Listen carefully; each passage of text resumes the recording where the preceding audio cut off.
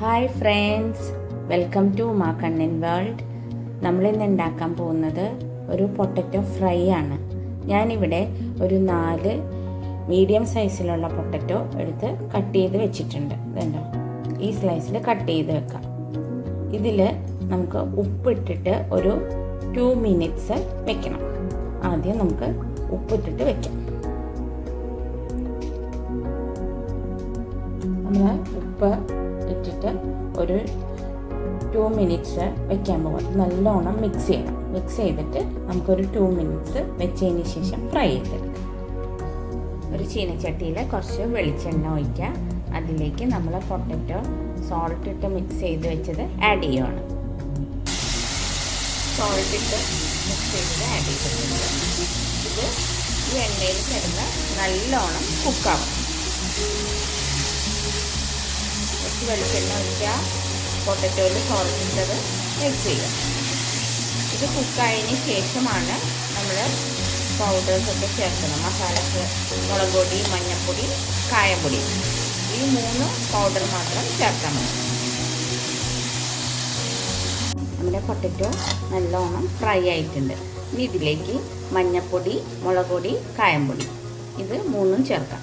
അപ്പോൾ നമ്മുടെ gas stove നല്ല സിമ്മിൽ വെക്കണം കേട്ടോ.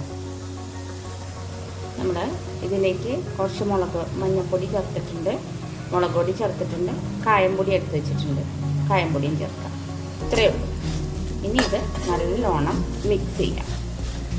നമ്മുടെ പൊട്ടറ്റോ ഫ്രൈ റെഡിയായി. ഇതൊരു 1 മിനിറ്റ് മതി. ഒന്ന് ജസ്റ്റ് ഒന്ന് ഇതായാൽ മതി.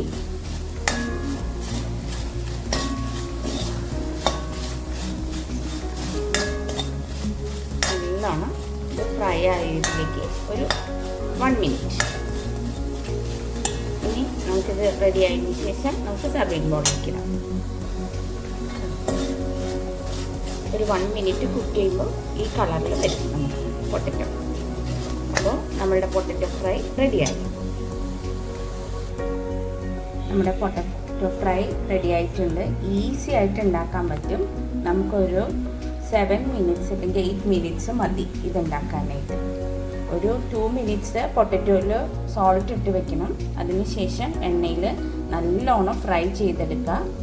കുക്കായതിന് ശേഷം, നല്ലോണം ഫ്രൈ ആയതിന് ശേഷം സിമ്മിൽ വെച്ചതിന് ശേഷം മഞ്ഞൾപ്പൊടി, മുളക് പൊടി, കായംപൊടി, ഈ 3 പൊടികൾ മാത്രം ഇട്ടാൽ മതി.